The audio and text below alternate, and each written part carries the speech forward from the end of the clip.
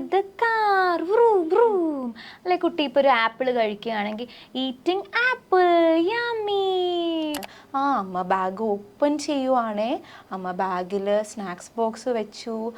Water bottle എവിടെ, അമ്മ water bottle വെച്ചു. ഇതുപോലെ തന്നെ അതിനെക്കുറിച്ച് എക്സ്പ്ലെയിൻ ചെയ്ത് നമ്മൾ എന്താണോ ചെയ്യുന്നത് അത് സംസാരിക്കുക. How do children learn to speak? Typically, children begin to learn language immediately after birth. അതായത് അവരുടെ ന്യൂ ബോൺ സ്റ്റേജസിലുള്ള അവരുടെ കരച്ചിലുകൾ, അവരുടെ ചിരികൾ, അവർ നമ്മളെ നോക്കി ഓരോ സൗണ്ടുകൾ ഉണ്ടാക്കുന്നത്, അതൊക്കെ അവർ സംസാരിച്ച് തുടങ്ങുന്നതിൻ്റെ ഒരു ഇനീഷ്യൽ സ്റ്റേജസ് ആണ്. സോ ആ ഒരു പ്രായം തൊട്ട് തന്നെ അവർക്ക് അഡിക്വേറ്റ് ആയിട്ടുള്ളൊരു പേരൻറ്റ് ചൈൽഡ് ഇൻറ്ററാക്ഷൻ അത് വളരെ അത്യാവശ്യമായിട്ടുള്ളൊരു കാര്യമാണ്. അതായത് ഒരു കുട്ടി ജനിക്കുമ്പോൾ അവരുടെ എൻവയൺമെൻറ്റ് എന്ന് പറയുന്നത് പാരൻസും മറ്റ് ഫാമിലി മെമ്പേഴ്സും ആണ്. അപ്പോൾ പാരൻസും ചൈൽഡും തമ്മിലുള്ള ഇൻറ്ററാക്ഷൻ എന്ന് പറയുമ്പോൾ പാരൻസ് കുട്ടിയോട് എങ്ങനെയാണ് സംസാരിക്കുന്നത്, പാരൻസ് ഇപ്പോൾ കുട്ടി എന്തെങ്കിലും ഒരു ഇനീഷ്യേറ്റീവ് എടുത്താൽ അതിനോട് എങ്ങനെയാണ് റെസ്പോണ്ട് ചെയ്യുന്നത്, കുട്ടിയുടെ ഭാഗത്തു നിന്ന് തന്നെ തെറ്റും ശരിയും എങ്ങനെയാണ് തിരുത്തുന്നത്, അതുപോലെ തന്നെ അവരോട് എങ്ങനെയാണ് കളിക്കുന്നതിൻ്റെ ഇടയിൽ എങ്ങനെ സംസാരിക്കുന്നു, ഇതെല്ലാം ഡിപ്പെൻഡ് ചെയ്താണ്. അപ്പോൾ ഒരു സഫിഷ്യൻ്റ് ആയിട്ടുള്ള പാരൻറ്റ് ചൈൽഡ് ഇൻട്രാക്ഷൻ ലഭിക്കുന്നത് വഴി കുട്ടി ബിഹേവിയറലിയും സ്പീച്ച് നോക്കുകയാണെങ്കിലും ബെറ്റർ ആവാനുള്ള സാധ്യത കൂടുതലാണ്. അതുകൊണ്ട് തന്നെ പാരൻസ് കുട്ടിയുമായി ഇൻ്ററാക്ട് ചെയ്യുമ്പോൾ വീട്ടിൽ ശ്രദ്ധിക്കാവുന്ന കുറച്ച് സ്ട്രാറ്റജീസ് നമുക്ക് ഡിസ്കസ് ചെയ്യാം. ആദ്യമായിട്ട് തന്നെ പാരലൽ ടോക്ക്. അതായത് കുട്ടി എന്താണോ ചെയ്യുന്നത് നമ്മൾ അതിനെപ്പറ്റി കുട്ടിയോട് ഡിസ്ക്രൈബ് ചെയ്ത് കൊടുക്കുക. ഫോർ എക്സാമ്പിൾ ഇപ്പോൾ കുട്ടി ഒരു കാർ വെച്ച് കളിക്കുകയാണെങ്കിൽ നമ്മളിങ്ങനെ പ്ലേയിങ് വിത്ത് ദ കാർ വ്രൂം വ്രൂം. അല്ലെ കുട്ടി ഇപ്പോൾ ഒരു ആപ്പിൾ കഴിക്കുകയാണെങ്കിൽ ഈറ്റിംഗ് ആപ്പിൾ യമ്മി. അപ്പം അങ്ങനെയൊക്കെ ഓരോന്ന് ഡിസ്ക്രൈബ് ചെയ്ത് കൊടുക്കുക. അപ്പം ഇങ്ങനെ നമ്മൾ ചെയ്യുന്ന സമയത്ത് നമ്മൾ ഒട്ടും തന്നെ അവരോട് ക്വസ്റ്റ്യൻസ് ചോദിക്കുകയോ അവർക്ക് ഇൻസ്ട്രക്ഷൻസ് കൊടുക്കുകയോ അങ്ങനെയൊന്നും ചെയ്യരുത്. അങ്ങനെയൊന്നും ചെയ്യാതെ വരുമ്പോൾ തന്നെ അവർക്ക് നമ്മൾ സംസാരിക്കാനായിട്ടുള്ളൊരു പ്രഷർ കൊടുക്കുന്നില്ല. അപ്പോൾ അങ്ങനെ ഒരു നാച്ചുറൽ സിറ്റുവേഷൻ വരുമ്പം നമ്മുടെ ഒരു ഇൻട്രാക്ഷൻ വഴി അവരുടെ വൊക്കാബുലറീസ് ഇമ്പ്രൂവ് ആകും, അവർക്കത് കുറച്ചുകൂടെ എൻജോയബിൾ ആയിരിക്കും. സോ ഈ ഒരു ടൈമിൽ കുട്ടി നമ്മളോട് തിരിച്ചൊന്നും സംസാരിച്ചില്ലെങ്കിൽ പോലും അവർക്ക് ധാരാളമായിട്ടുള്ള ലാംഗ്വേജ് സ്റ്റിമുലേഷൻ കിട്ടുന്നുണ്ട്.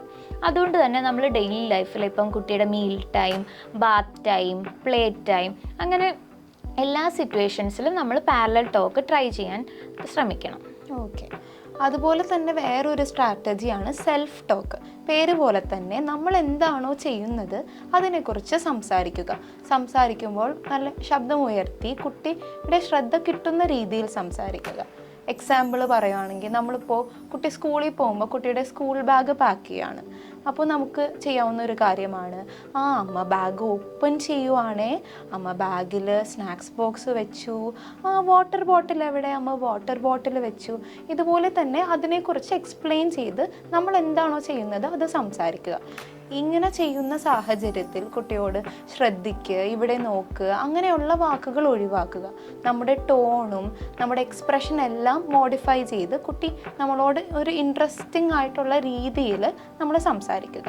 അതെ, അതുപോലെ തന്നെ നമുക്ക് വേറെ ചെയ്യാവുന്ന ഒരു സ്ട്രാറ്റജിയാണ് റെപ്പിറ്റീഷൻ. അതായത് ഒരു വാക്ക് തന്നെ പലതവണ റിപ്പീറ്റ് ചെയ്ത് കൊടുക്കുക. ഫോർ എക്സാമ്പിൾ ഇപ്പം നമ്മൾ കുട്ടിക്ക് ആപ്പിൾ എന്നുള്ളൊരു വാക്കാണ് പഠിപ്പിക്കുന്നതെങ്കിൽ നമ്മളത് പല ടൈംസ് അവരോട് നമ്മുടെ ഒരു വോയിസ് മോഡുലേഷനും ടോണും ഒക്കെ കുറച്ചുകൂടെ ഇൻട്രസ്റ്റിംഗ് രീതിയിൽ പറഞ്ഞ് അവർക്ക് ഇഷ്ടപ്പെടുന്ന രീതിയിൽ അത് റിപ്പീറ്റ് ചെയ്ത് കൊടുക്കുക. അതായത് ഇപ്പം നമ്മൾ പല സിറ്റുവേഷൻസിലും അത് റിപ്പീറ്റ് ചെയ്ത് കൊടുക്കുക. ഇപ്പം ആപ്പിൾ എന്നാണെങ്കിൽ തന്നെ നമ്മൾ ആപ്പിൾ ഇപ്പം കടയിൽ കാണുമ്പം അല്ലെങ്കിൽ ഫ്രിഡ്ജിലിരിക്കുമ്പം ബുക്സിൽ കാണുമ്പോൾ ഒക്കെ പലതവണ ഇങ്ങനെ ആപ്പിൾ അങ്ങനെ റിപ്പീറ്റ് ചെയ്ത് കൊടുക്കുക.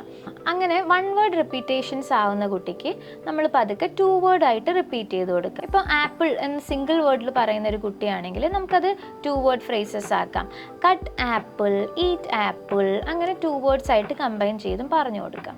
ഇങ്ങനെ ചെയ്യുന്നത് വഴി തന്നെ അവരുടെ റിസെപ്റ്റീവ് ലാംഗ്വേജ്, അതായത് അവർക്ക് ലാംഗ്വേജ് അണ്ടർസ്റ്റാൻഡിങ് ഇമ്പ്രൂവ് ആവുകയും അതുപോലെ തന്നെ അവരുടെ എക്സ്പ്രസീവ് ലാംഗ്വേജ്, അതായത് അവർക്ക് സംസാരിക്കാനുള്ള സ്കിൽസും ഡെവലപ്പ് ആവുകയും ചെയ്യുന്നു. ഇതോടൊപ്പം തന്നെ ശ്രദ്ധിക്കേണ്ട വേറൊരു കാര്യമാണ് സിമ്പിളായിട്ടുള്ള സെൻറ്റൻസ് യൂസ് ചെയ്യുക. ഒരുപാട് കോംപ്ലക്സ് ആയിട്ടുള്ള കട്ടിയുള്ള വാക്കുകൾ ഉപയോഗിക്കാതെ കുട്ടിക്ക് പെട്ടെന്ന് ക്യാച്ച് ചെയ്യാൻ പറ്റുന്ന വാക്കുകൾ, ഒരു 3-4 വാക്കുകൾ ചേർത്ത് സംസാരിക്കുക.